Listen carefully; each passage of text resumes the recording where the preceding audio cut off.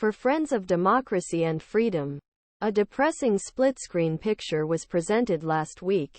In Moscow on Thursday, Russian President Vladimir Putin braced himself before his country's captive media and predicted that his invasion of Ukraine would result in Russia's victory and that Western countries once inspired by the Ukrainian people's resistance to aggression would lose interest. They get everything for free, Putin said of Ukraine's military aid from the West, but these freebies may run out at some point. And it looks like they're already starting to run out.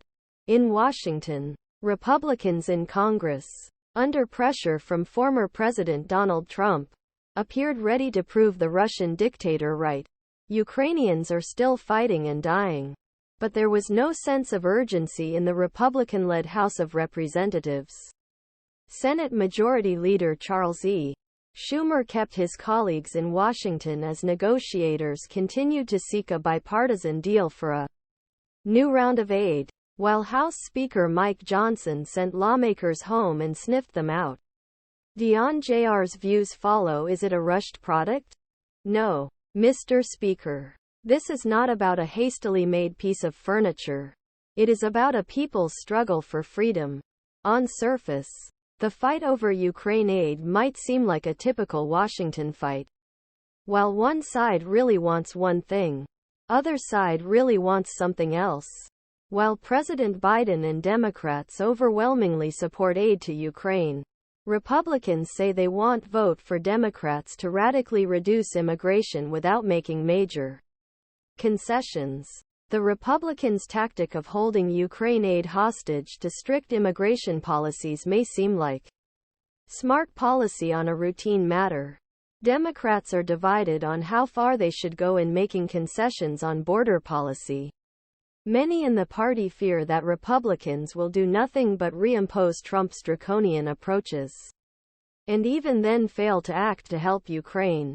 Wedge politics is doing exactly the job the GOP hoped it would, encouraging Democrats to fight each other even before any deal is made. But note that petty policies to divide Democrats and increased demands on immigration have eased the burden on Johnson and pro-Trump Republicans in the House. As a senior Senate Democratic aide told me, most House Republicans don't want to reach any deal. The Trumpists in House also passed the burden of making a deal to President Biden and pro-Ukraine Senate Republicans, whom Republicans are happy to accuse of mishandling negotiations. The latter needs to get tough on immigration to thwart attacks from Trump loyalists who dominate the Republican base before reaching any deal with Democrats and the president.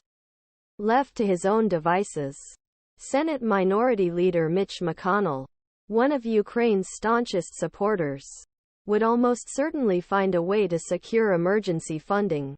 But his power is waning, and would-be successors like Sens, Cornyn and John Thune need to tread carefully. Both support helpi,